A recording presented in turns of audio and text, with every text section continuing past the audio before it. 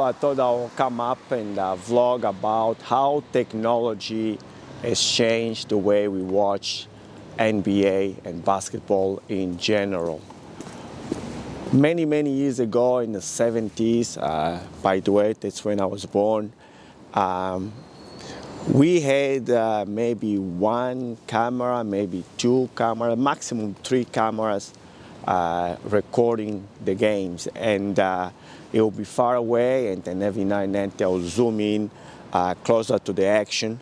If you watch these old school NBA games or basketball games, you will notice that a lot of the recording was from all the way up high, far away from all the action.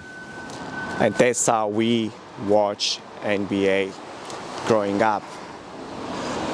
A lot of, as you all probably heard and seen, they always say the 80s there used to be a very physical game and quite violent, to be honest. And we see all the fights. But I can guarantee you, let me just tell you straight up, then we see half of the fights because not having many cameras on a basketball court back on those days, they couldn't really cover the whole 360 degrees games like we have in nowadays.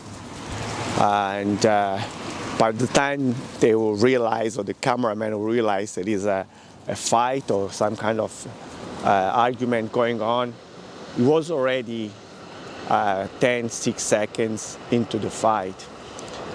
Many years ago, I used to work as a bouncer, and trust me, 10 minutes in a fight is a very long time. A lot of damage can already be done, and that's just the way it is.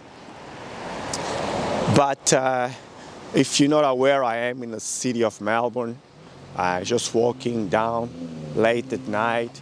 The city never sleeps. As you can see, there's cars around me. There's people still walking around. It's late at night, and I'm here walking and vlogging and telling you how technology has changed the way we watch the NBA. So, like I say, on those days, half of the fights weren't even recorded. You turn around and see somebody bleeding, somebody walking off the court. You say, what's going on? We didn't know, because by the time the cameraman realized there was some kind of fight going on, it was already way too late to pick up on anything with his camera. In nowadays, lucky us, we have 360 degrees cameras all over the place. And if you play street basketball and there is a tournament on a street basketball, you can fly a drone up and have a bird's eye view and record it from down there. Or if you prefer, you can also have a GoPro style where you can put it under the ring or close to the basket, and you can record also mouse point of view, sort of view where you can watch the players from the bottom jumping, running, shooting the ball, and doing all these great things that we enjoy and love watching. Like I say, you've got 360 degrees. They even covered all the spectators. So if any spectator misbehave, is on camera. Obviously players, all the way to the locker room, into the corridors, into the locker room.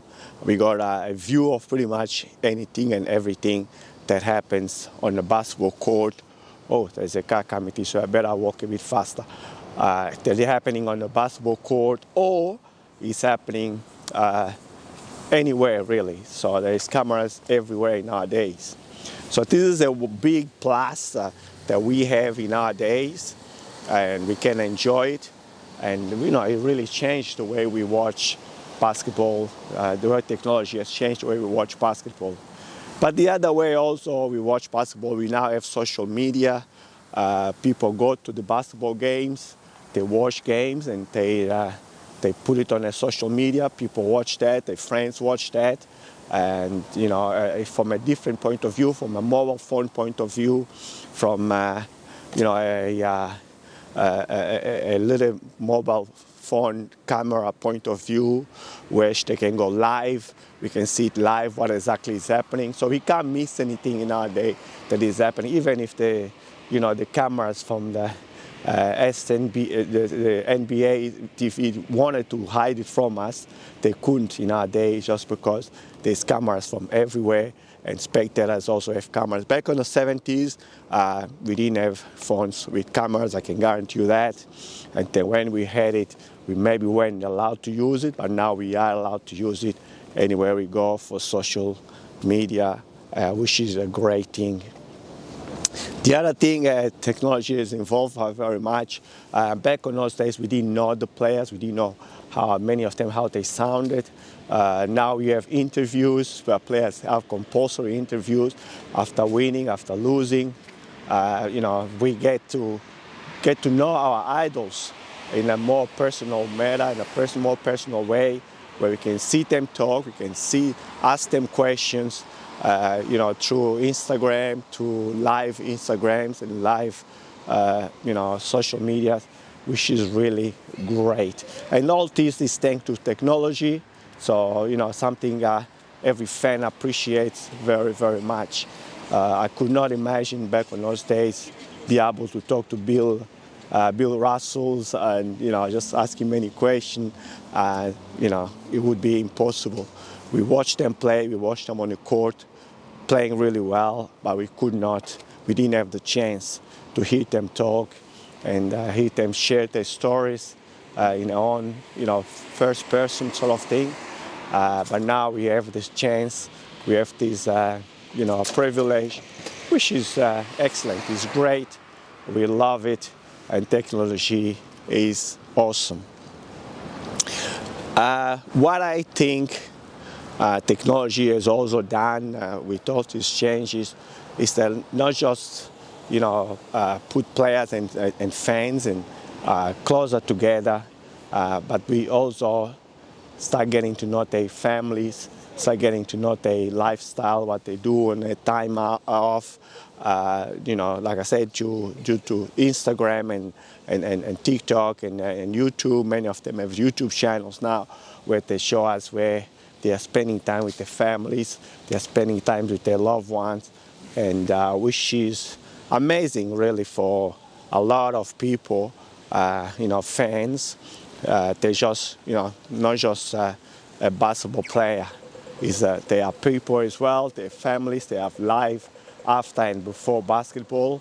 And there's many things, many times we fans forget about it and disrespect that part of it, or abuse, I should say, this part of social media or of players, a privilege. They are people, after all, they are fathers, they are brothers, they are cousins, they are friends of other people, and we should never forget that, and we should always respect this part of players. So it's a privilege we have, and I believe we should continue considering, enjoy this privilege we have.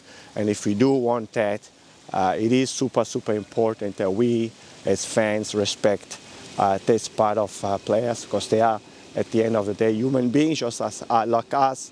They want to make sure their families are looked after. They want to make sure their families are safe. And this is super, super important. Look, I'm going to sort of conclude this up here. So coming up to a conclusion, I would say technology has changed a lot, came a long way. And the best part about technology changing and coming a long way, especially with the NBA, watching the NBA games and social media especially, where we can get closer to the players, we can get personal, we can ask questions, get to know them a little bit more and better outside the basketball court. We can watch them practicing, they can give us tips on how they practice, how they approach games, so we also as fans, especially as young people, young generation, can see what it takes to get to the point where they go to and, follow their path and maybe become them, like them, or play like them, or close to how they perform. Look, if you haven't done so yet, make sure to hit in the middle here where my face is, click on it, click on the subscribe button and click on notification bell so you don't miss my next video. And also, if you're wondering where my next video would be, my next video will be on this corner over here. And on this corner here is the video where YouTube believes is better suitable for you. So make sure to hit me up there, and I'll see you very, very soon on one of these videos.